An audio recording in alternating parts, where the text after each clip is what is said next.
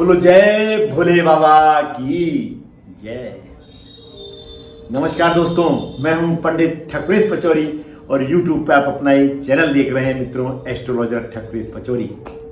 मित्रों, श्रावण मास के विशेष पर्वों की जानकारी की जो श्रृंखला मैंने प्रारंभ की है, उसी श्रृंखला में आज मैं एक श्रावण मास के विशेष पर्व की जानकारी देने के लिए आपके समक्ष आपके अपने इस चैनल पर पुनः उपस्थित हुआ हूं। मित्रों, आज हम बात करेंगे हरियाली तीज के विशेष पावन पर्व की कि हरियाली तीज का ये विशेष पावन पर्व 2025 में कब मनाया जाएगा और इस पर्व को हरियाली तीज के नाम से क्यों जाना जाता है और इस हरियाली तीज का अपने आप में अत्यधिक महत्व क्यों है।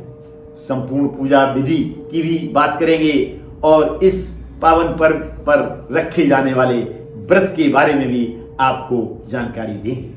अतः आप सभी से अनुरोध है कि अंत तक मेरे साथ इस चर्चा में अवश्य बने रहें ताकि संपूर्ण जानकारी को प्राप्त कर आप उसका पूर्ण रूप से लाभ ले सकें। मित्रों, प्रतिवर्ष श्रावण मास की शुक्ल पक्ष की तृतीया को इस विशेष पर्व का आयोजन किया जाता है, यानी इस विशेष पर्व को मित्रों मनाया जाता है।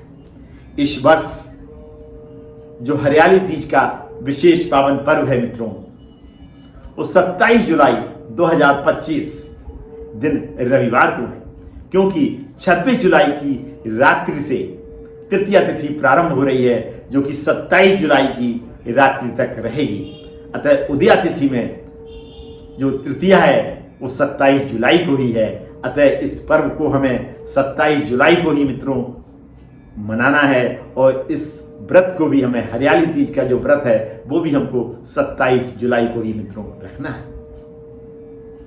अब हम बात करते हैं कि इस पर्व को हरियाली तीज के नाम से क्यों जाना जाता है। मित्रों, जैसा कि आप सब जानते हैं कि श्रावण मास एक वर्षा ऋतु का मौसम है और श्रावण मास में बरसात अत्यधिक होती है, जिससे हमारे चारों तरफ मित्रों हरियाली ही हरियाली हो जाती है।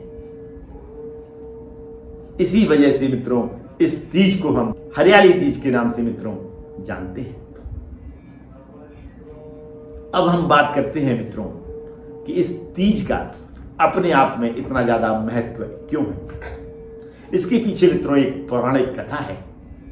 ऐसा माना जाता है कि मां पार्वती जी ने 107 बार जन्म लेके भगवान शिव की अटूट तपस्या की थी और जब उन्होंने 108वीं बार जन्म लिया तब भगवान शिव ने इसी तिथि पर उनको अर्धांगिनी के रूप में मित्रों स्वीकार किया था।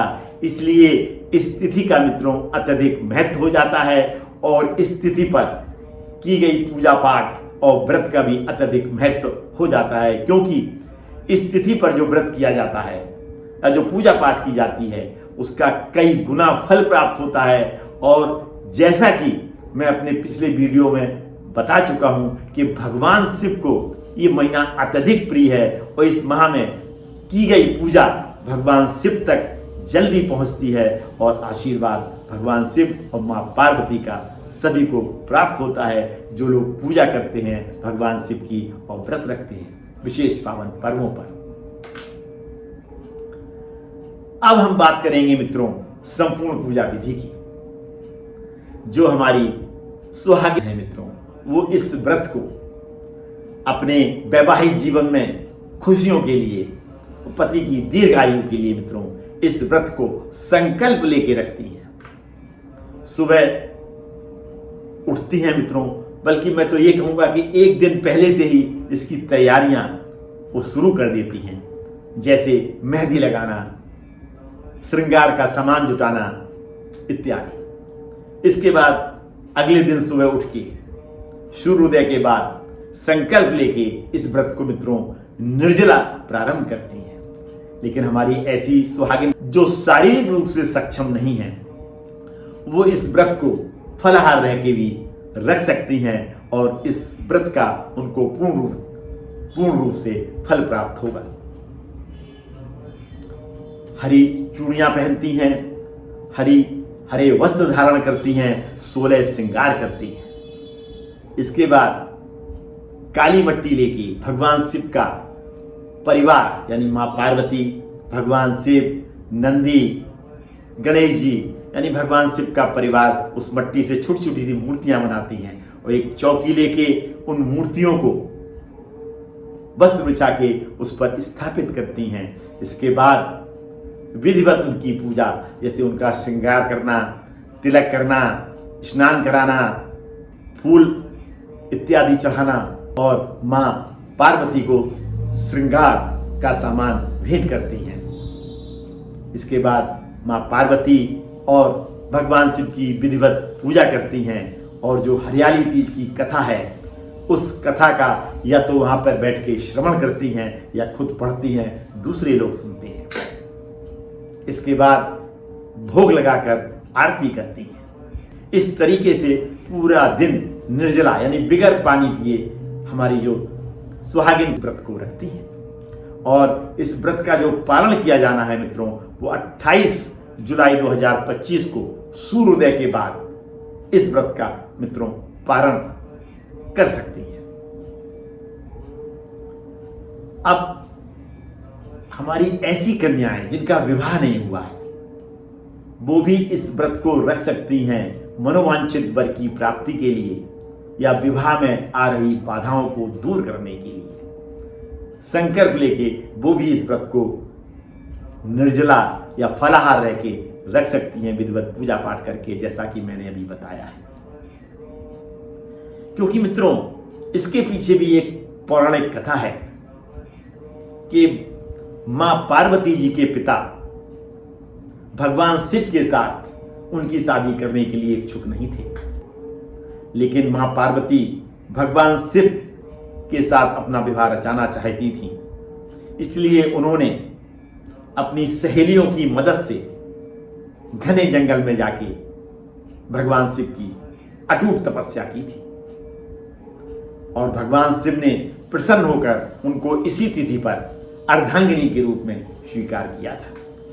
अतः हमारी ऐसी कन्याएं जो मनोवांछित वर प्राप्त करना चाहती हैं और मनोवांछित वर की प्राप्ति के लिए उनकी रास्ते में कुछ बाधाएं और कठिनाइयां आ रही हैं, वो यदि इस व्रत को संकल्प लेके रखती हैं तो निश्चित मानिए मां पार्वती और भगवान शिव का उनको आशीर्वाद प्राप्त होगा और उनको मनोवांछित वर की प्राप्ति होगी, ऐसा मेरा पूर्ण रूप से विश्वास है।